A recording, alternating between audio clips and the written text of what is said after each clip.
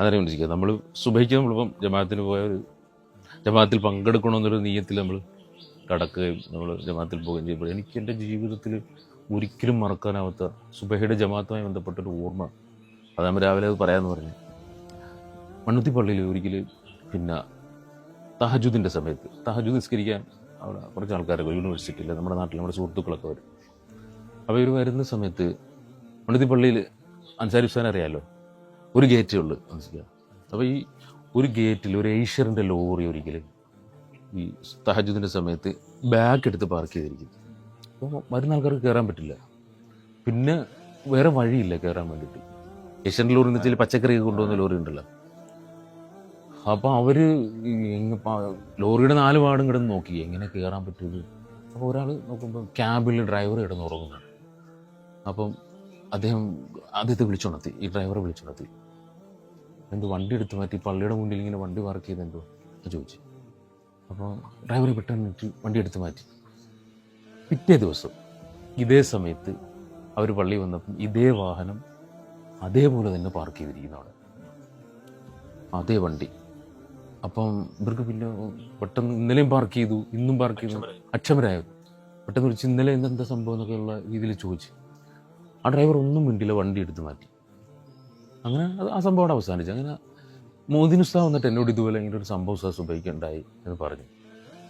ളുഹറിൻ്റെ സമയമായപ്പം ഈ മോദിൻ ഉസ്താദ് എന്നോട് വന്നിട്ട് പറഞ്ഞു, ഉസ്താദ് ഇന്ന് സുബൈക്ക് ഏഷ്യറിൻ്റെ ലോറി പാർക്ക് ചെയ്തില്ല, ആ ലോറി ഡ്രൈവർ ളുഹറിൻ്റെ ജമാഅത്തിൽ പങ്കെടുക്കാൻ പള്ളിയിൽ ഇരിപ്പുണ്ട് എന്ന് പറഞ്ഞു. ആ പയ്യൻ അപ്പം നിസ്കാരം കഴിഞ്ഞിട്ട് ഞാൻ ഇങ്ങനെ വിളിച്ചു, റൂമിലേക്ക് വന്നു. ഒരു ശാന്തനായ ഒരു പയ്യൻ, ഏകദേശം ഒരു 30 വയസ്സ് പ്രായം കാണും, കയറി വന്നു. എവിടെ എന്താ സംഭവം, രാവിലെ എന്തൊക്കെയോ സംഭവം ഉണ്ടായെന്ന് പറയുന്നിട്ടില്ല, എന്താ സംഭവം? അപ്പോൾ സാർ ഞാൻ ഇരുന്നോട്ടെ എന്ന് ചോദിച്ചു റൂമിൽ. അപ്പോൾ ഇരിക്കാൻ പറഞ്ഞു. സാർ എൻ്റെ പേര് മുഹമ്മദ് അലി എന്നാണ്, എൻ്റെ വീട് പാലക്കാട് ജില്ലയിലെ കുഴൽമന്നം എന്ന് പറയുന്ന സ്ഥലത്താണ്. ഞാൻ കർണാടക സ്റ്റേറ്റിലെ ഹൊസൂരിൽ നിന്ന്, കർണാടകത്തിൽ നിന്ന് ഹൊസൂർ എന്ന് പറയുന്ന സ്ഥലം, അവിടുന്ന് പച്ചക്കറി തൃശ്ശൂർ ശക്തൻ സ്റ്റാൻഡിൽ പച്ചക്കറി കൊണ്ടുവരുന്ന ലോറിയിലെ ഡ്രൈവറാണ് ഞാൻ. അപ്പോൾ ഞാൻ അവിടെ നിന്ന് ഉച്ചയ്ക്ക് 2:30 വണ്ടി എടുക്കുന്നത്. അപ്പോൾ ടൈം ടു ടൈമാണ്, ആ ടൈമിൽ ഇവിടെ എത്തണം. 3:30 ടൈം ആകുമ്പോൾ അർദ്ധരാത്രിയിൽ ഇവിടെ എത്തണം. അപ്പോൾ ടൈമിൽ എത്തിയില്ലെങ്കിൽ ഈ പച്ചക്കറിയുടെ വില ഇടിയാക്കുന്ന പ്രശ്നമുണ്ട്. അപ്പം ഈ 3:30 വണ്ടി ഓടിച്ച് ഭയങ്കര ക്ഷീണിതനായി പിന്നെ പോയി കിടന്നുറങ്ങിയാൽ ആന കുത്തിയാൽ പോലും അറിയത്തില്ല ഉസ്താദേ. ഊണ് കിടന്നുറങ്ങിയപ്പം സുബൈക്ക് കിട്ടുന്നില്ല, സുബൈ ഖളായി പോകുന്നു, ജമാഅത്തിൽ പങ്കെടുക്കാൻ പറ്റുന്നില്ല. അപ്പം ഞാൻ അവനോട് പറഞ്ഞിടാ അതൊക്കെ ഈ പള്ളിയുടെ ഫ്രണ്ടിൽ, മണ്ണുത്തി പള്ളിയുടെ അറിയാലോ, ആ റോഡ് സൈഡിൽ വണ്ടി ഇങ്ങനെ നീളത്തിൽ പാർക്ക് ചെയ്യുക. നീ നീളത്തിൽ പാർക്ക് ചെയ്തുകൂടെ, നീ എന്തിനാ ഗേറ്റ് ബ്ലോക്ക് ചെയ്ത് പാർക്ക് ചെയ്തത്, ആൾക്കാർക്ക് ബുദ്ധിമുട്ടാക്കിയത് എന്താ?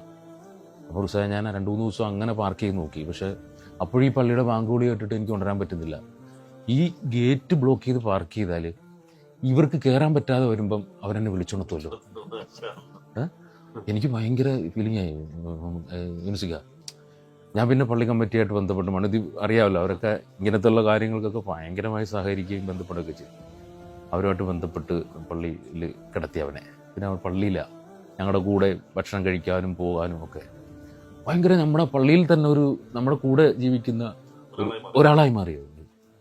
ഒരിക്കലും ഞാൻ നാട്ടിൽ പോയി, ജുമാ കഴിഞ്ഞിട്ട് നാട്ടിൽ പോയപ്പോൾ ഒരു ഞായറാഴ്ച മോദിൻ ഉസ്താദ് രാവിലെ എന്നെ വിളിച്ചിട്ട് പറയാം, ഉസ്താദ് എന്താ പത്രം നോക്കാം, ഒരു ആക്സിഡൻറ്റ് വാർത്ത പത്രത്തിൽ കൊണ്ടുവന്നു.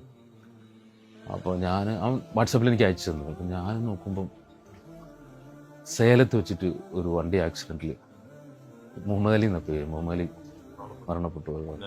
നല്ല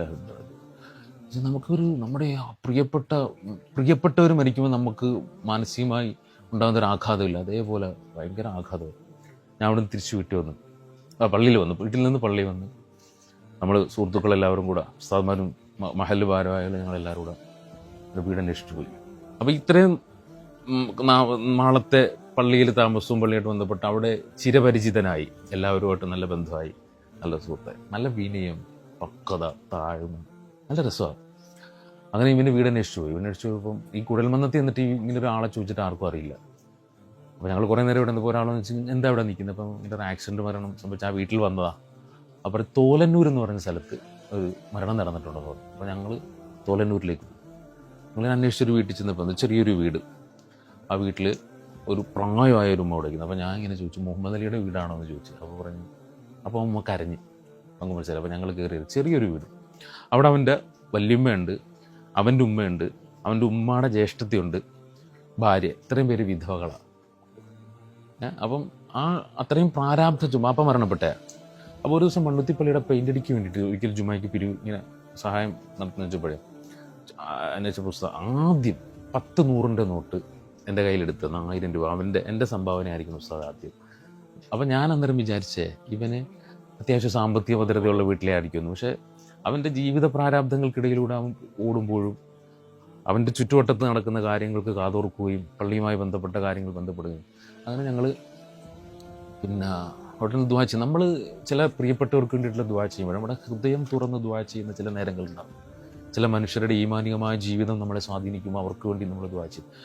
അവൻ്റെ ഖബറിൽ പോയി ഞങ്ങൾ അവൻ്റെ ഖബറിൽ പോയി ഞങ്ങൾ ഉസ്താദന്മാരും മഹല്ലുകാരെല്ലാം ദുആ ചെയ്തപ്പോൾ ആ നാട്ടുകാർക്ക് ഇത്രയും ഉസ്താദന്മാർ വന്ന് ദുആ ചെയ്യേണ്ട ഒരു ഖബറല്ല എന്നുള്ള വിചാരമാണ് അവർക്ക് ഭൂതകാലം അങ്ങനെയായിരുന്നു. അവർക്ക് അങ്ങനെ ഒരു ഉസ്താദന്മാരോട്ട് ബന്ധപ്പെടുന്നൊരു ജീവിത രീതി ആയിരുന്നില്ല മൗമാലിയുടെ. അങ്ങനെ ഞങ്ങൾ ദുആ കാര്യങ്ങളൊക്കെ ചെയ്തപ്പോൾ അവർ ഞങ്ങൾ ഇങ്ങനെയാണ് മൗമാലിയെ പരിചയം.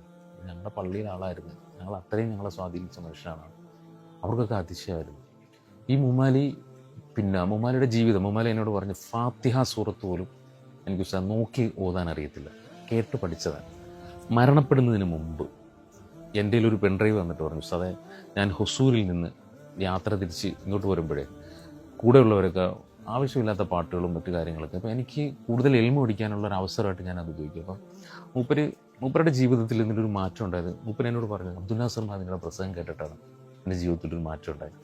അപ്പം ഈ പെൺഡ്രൈവിൽ ഉസ്താദ് മദനി ഉസ്താദിൻ്റെ പ്രസംഗവും റസൂലുള്ളാഹിൻ്റെ മദ്ഹ് പാട്ടുകളും കയറ്റിത്തരണമെന്ന് എന്നെ ഏൽപ്പിച്ചിട്ടാണ് പോയത്. ഈ പെൺഡ്രൈവുമായിട്ടാണ് തിരിച്ച് ആ വീട്ടിലേക്ക് ഞങ്ങൾ പോയത്, തിരിച്ചു കൊടുക്കാൻ വേണ്ടിയിട്ടാണ് പോയത്. അപ്പം പിന്നീട് അവൻ്റെ ജീവിതത്തിൽ നമ്മുടെ ജീവിതത്തിൽ നമ്മൾ ഒരുപാട് ക്ലാസ് എടുക്കാനും പിന്നെ പ്രസംഗിക്കാനൊക്കെ പോകുമ്പോഴും ഒരു പഠന ക്ലാസ് എടുക്കാനും നിസ്കാരത്തിൻ്റെ ജമാഅത്തിൻ്റെ കാര്യം പറയുമ്പോൾ ഈ മൗമാലിയുടെ കാര്യം പറയാതൊരു സദസ്സും നമ്മുടെ ജീവിതത്തിൽ പിന്നീട് കടന്നു പോയിട്ടില്ല. നമ്മൾ ഇതിപ്പം സഹാബാക്കളുടെ കഥയോ ഇമാമിങ്ങളുടെ കഥയോ സാലിഹ്യങ്ങളുടെ ഔലിയാക്കളുടെ കഥയല്ല, നമ്മുടെ ചുറ്റുവട്ടത്ത് ജീവിച്ച പച്ചയായ മനുഷ്യൻ്റെ നമ്മളെപ്പോലെ വികാരങ്ങളും സ്വപ്നങ്ങളും നമ്മളെക്കാളേറെ പ്രാരാബ്ധങ്ങളുള്ള ജീവിതത്തിൽ കടന്നു പോകേണ്ടി വന്നിട്ടും ദീനിനെ മുറുകെ പിടിക്കാനും ജമാഅത്ത് നിസ്കാരത്തെ സ്നേഹിക്കാനും നമ്മളിപ്പോൾ ഒരു സുബൈ ബാങ്ക് കേൾക്കുമ്പോൾ മൗമാലിയെ നമ്മുടെ ഓർമ്മയിലേക്ക് വരും. ഇന്നും മൗമാലിയുടെ ഓർമ്മകൾ നമ്മൾ പെട്ടെന്ന് അതായത് ഖുർആൻ പറഞ്ഞ പോലെ നിങ്ങൾ എന്നെ ഓർത്താൽ ഞാൻ നിങ്ങളെ ഓർക്കുമെന്ന് പറഞ്ഞാൽ ഈ മണിക്കൂറിൽ ഈ പ്രഭാതത്തിൽ നമ്മൾ മമ്മാലിനെ കുറിച്ച് ചർച്ച ചെയ്യും. മമ്മാലി ഒരു വലിയ ഒരു ഗ്രന്ഥം രചിച്ച രചയിതാവോ ഒരു സ്വാത്വികനായ പണ്ഡിതനല്ല, തനിനാടൻ പച്ച മനുഷ്യനെ കുറിച്ച് നമ്മൾ ഈ മണിക്കൂറിൽ പ്രഭാതത്തിൽ നമ്മൾ ചർച്ച ചെയ്യുന്നുണ്ടെങ്കിൽ അവൻ അള്ളാഹുവിനെ കൊടുത്തിട്ടുണ്ട്. അക്കാരണം കൊണ്ട് നമ്മൾ അദ്ദേഹത്തിന് കൊടുക്കും. അള്ളാഹു കൊടുക്കും.